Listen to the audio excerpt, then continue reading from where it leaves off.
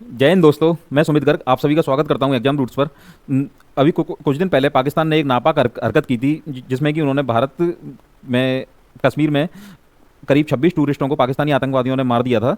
और ये भारत के लिए एक चैलेंज के तौर पे भी भारत ने लिया इसे। और भारतीय सेना ने ऑपरेशन सिंदूर चलाकर पाकिस्तान में करीब 9 आतंकी कैंपों को तबाह किया, क्योंकि पाकिस्तान आतंकवादियों को सपोर्ट करता है। इसलिए पाकिस्तान ने भी इस हमले को रिटेलिएट करने के लिए भारत के ऊपर हमला करना शुरू किया। लेकिन कोई भी उनका हमला सफल नहीं हो पा रहा है। रीजन हमारा S-400 सुदर्शन चक्र। S-400 सुदर्शन चक्र एक एयर डिफेंस सिस्टम है, जैसे कि भारत ने रसिया से लिया था। और ये पाकिस्तान के द्वारा छोड़े जा रहे मिसाइल्स और ड्रोन्स को हवा में ही तबाह कर रहा है। कोई भी ड्रोन ज़मीन को टच नहीं कर पा रहा है। कोई भी ड्रोन अभी तक भारत की ज़मीन को टच नहीं कर पाया है। ये हवा में ही पाकिस्तान की मिसाइल्स को और ड्रोन्स को तबाह कर रहा है। इसके अलावा भी भारतीय सेना और नौ एयरफोर्स ने पाकिस्तान के 4 फाइटर जेट्स को गिराया है, जिसमें कि 2 JF-16 और 2 JF-17 और 2 F-16 शामिल हैं। और ऐसा बताया जा रहा है कि 2 पाकिस्तानी फाइटर जेट्स पायलट भी भारतीय सेना की गिरफ्त में आए हैं अभी, लेकिन इसकी पुष्टि नहीं हुई है। और ये हमारे वो कुछ शहर हैं जहाँ पे पाकिस्तान ने हमले की कोशिश की थी अपनी मिसाइल्स और ड्रोन्स के द्वारा, जैसा कि पोखरण, जैसलमेर, सांबा, जम्मू, पठानकोट, अरनिया, अखनूर, करना, तंगधार और केरन जैसे शहर शामिल हैं।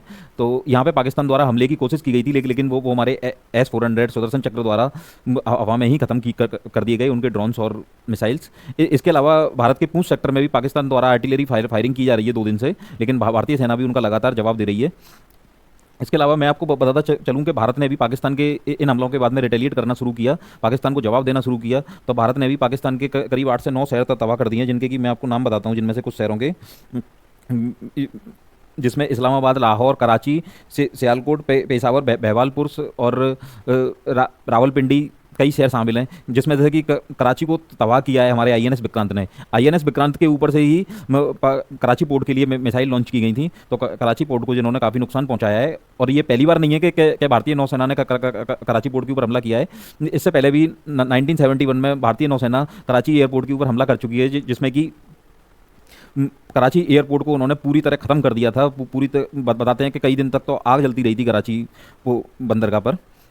और इससे ज़्यादा इंटरेस्टिंग न्यूज़ है कि जो पाकिस्तान का बलूचिस्तान है, बलूचिस्तान में आप काफ़ी समय से आप सुनते आ रहे होंगे कि जो बलूच कम्युनिटी है वो बलूचिस्तान को पाकिस्तान से अलग करने की मांग कर रही है। लेकिन इसी बीच बलूच लिबरेशन आर्मी के एक लेखक, जो कि बलूच लिबरेशन आर्मी से जुड़े हुए हैं, उनका एक ट्वीट सामने आता है। उन्होंने भारतीय प्रधानमंत्री नरेंद्र मोदी से अपील की है कि आप हमें हथियार प्रोवाइड कराएं और पाकिस्तानी सेना से लड़ने के लिए हम ही काफ़ी हैं।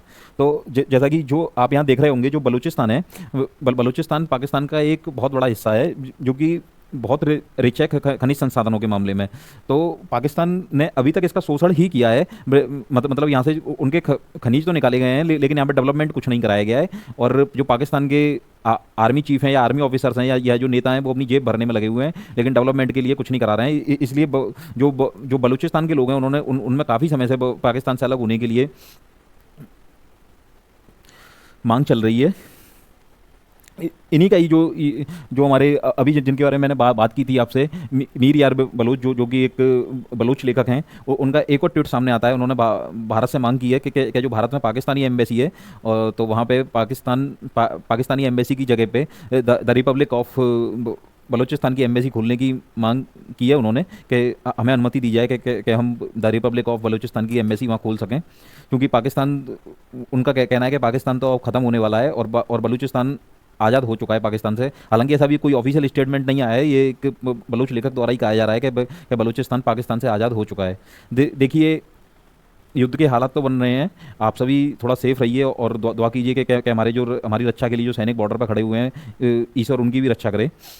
और जो सोशल मीडिया पर कई सारी अफवाहें फैल रही हैं, फेक न्यूज़ फैल रही हैं, कुछ पाकिस्तान द्वारा भी फेक न्यूज़ फैलाई जा रही हैं, कुछ साइबर अटैक भी किए जा रहे हैं। तो आप इनसे बच के रहिए। कोई अननोन मैसेज आता है या कोई लिंक सेंड किया जाता है अननोन, आपको उस पर क्लिक ना करें और अफवाहों से बचें और दूसरों को भी अफवाहें फैलाने से रोकें। Thank you.